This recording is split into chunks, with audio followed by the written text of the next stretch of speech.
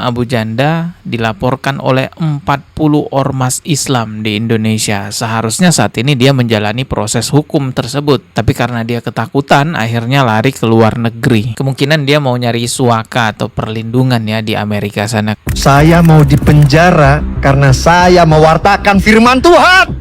Berkat dukungan teman-teman, alhamdulillah channel ini masih bisa bertahan sampai sekarang. Semoga Allah Subhanahu wa taala membalas semua dukungannya dengan rezeki yang lebih besar lagi. Semoga menjadi pahala jariah bagi siapapun yang ingin berpartisipasi mendukung perkembangan channel ini agar bertahan lebih lama di sosial media. Silahkan scan kris yang ada di layar. Assalamualaikum warahmatullahi wabarakatuh. Kita ucapkan turut bersuka cita, bersenang diri atas kepergian Abu Janda dari tanah air tercinta kita yaitu Indonesia.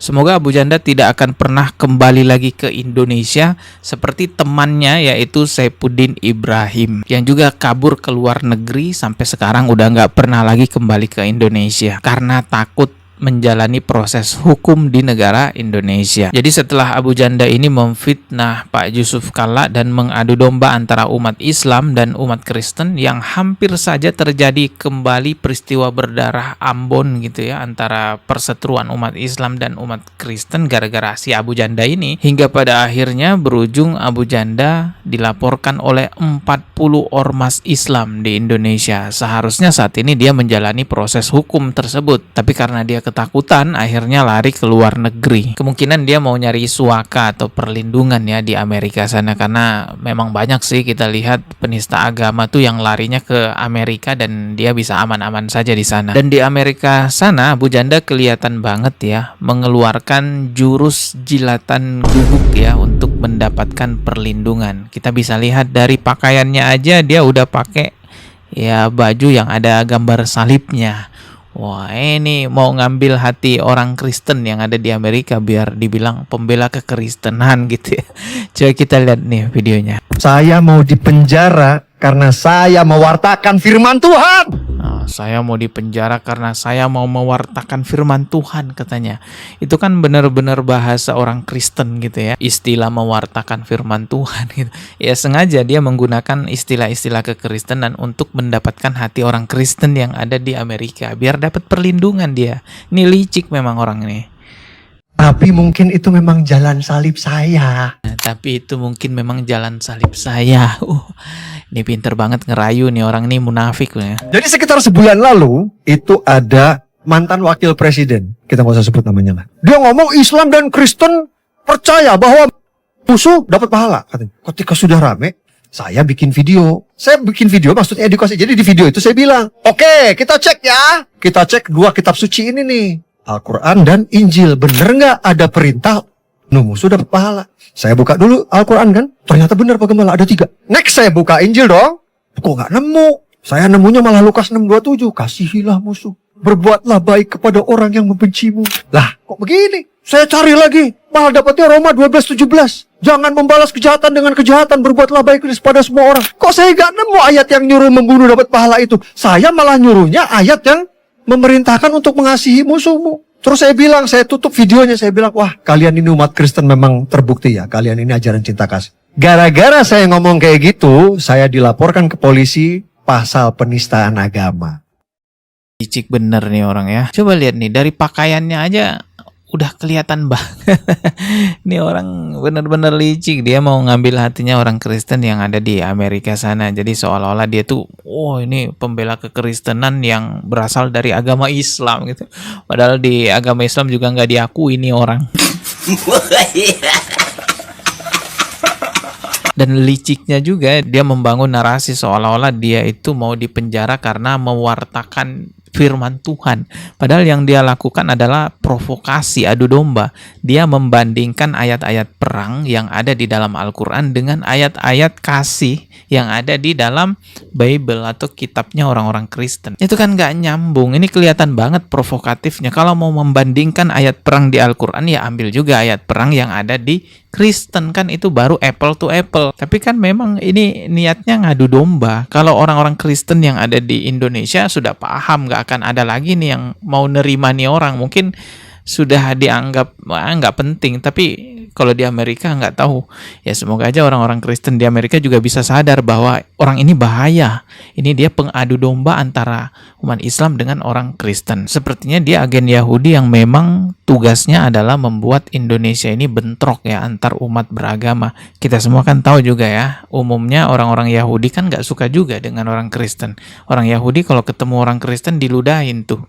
Melihat orang Kristen keluar dari pintu gereja dengan membawa salib, mereka kompak meludah. Di lain kesempatan, saat melewati gereja, beberapa dari mereka terlihat meludahi pintu gereja, sementara para biarawati hanya bisa diam. Kejadian serupa juga dialami turis Kristen yang berkunjung ke Yerusalem, diludahi dan diusir. Di sisi lain orang Yahudi juga nggak suka dengan umat Islam. Betapa banyak saudara-saudara kita di Palestina yang digenosida oleh Zionis Yahudi. Bisa jadi Abu Janda ini adalah agen Zionis yang memang mau membenturkan antara umat Islam dengan umat Kristen di Indonesia. Karena kelihatan banget ya gerakan-gerakannya Abu Janda ini yang dilakukan adalah adu domba dari dulu ya. Sudah banyak yang melaporkan tapi kayaknya dia kebal hukum gitu. Sampai pada akhirnya dia mendapatkan lawan yang salah, yaitu Bapak Yusuf Kalla. Ya, mantan wakil presiden 2 periode. Semua sepakat bahwa ini harus dilawan semua yang mau macam-macam. Ada Armando ngomong senaknya saja. Dia bilang lagi bahwa diperintahkan. Siapa yang bilang perintahkan? Perintahkan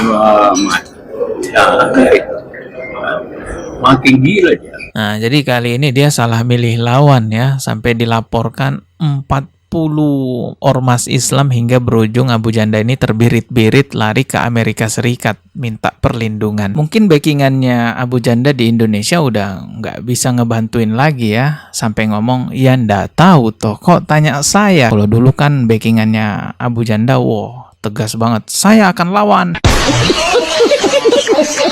Ya itu viral banget ya di TikTok. Backsound saya akan lawan ya, kalian mungkin tahu ya maksudnya.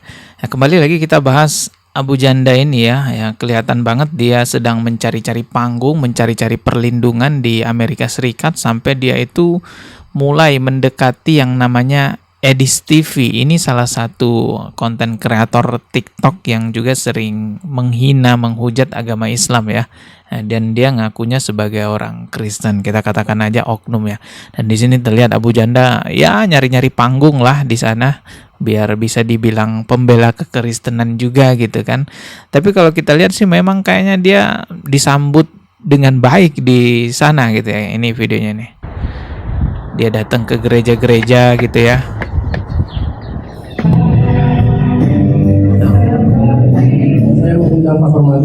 Tuh. Diundang ke gereja, dimintain kesaksian gitu ya. Ya awal-awal dulu Saifuddin Ibrahim juga sama, waktu kabur ke Amerika sambutannya juga meriah gitu ya, dianggap sebagai pembela kekristenan. Kamu sih Saifuddin enak sudah kabur ke luar negeri. Tetapi orang Kristen di Indonesia ini akan mengalami dampak buruk atas perbuatan kamu. Jangan korbankan kekristenan yang ada di Indonesia demi kehidupan dirimu sendiri.